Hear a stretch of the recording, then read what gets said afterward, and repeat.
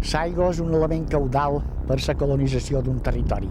Sense aigua no hi pot haver ni conquista ni establiment humà.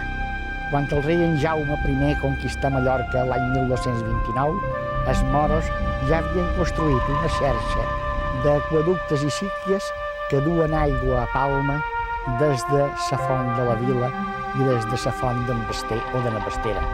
Aquestes síquies entraven a Palma precisament pel carrer de la Síquia, que és el nom antic del carrer de Sant Miquel.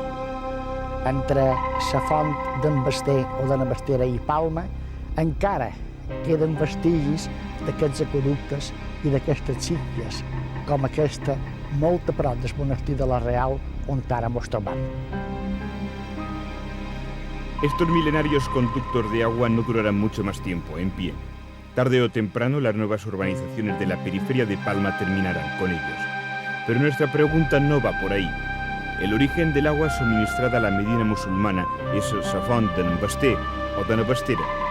¿Saben en qué término municipal se encuentra?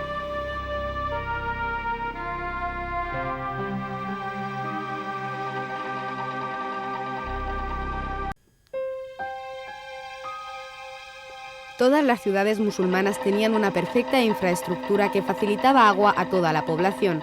Medina Mallorca no era una excepción. Canales, acequias y acueductos formaban una red efectiva capaz de suministrar agua a la ciudad desde las fuentes de la vila y la d'en Basté o Navastera.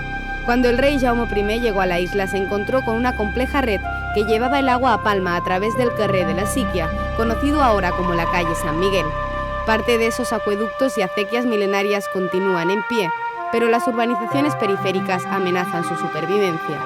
Concretamente, la acequia de las Imágenes está situada justo detrás del monasterio de la Real y canalizaba agua desde la fuente d'en Basté o Navastera, que respondiendo a la pregunta planteada en el anterior programa se encuentra en el término municipal de Esporlas.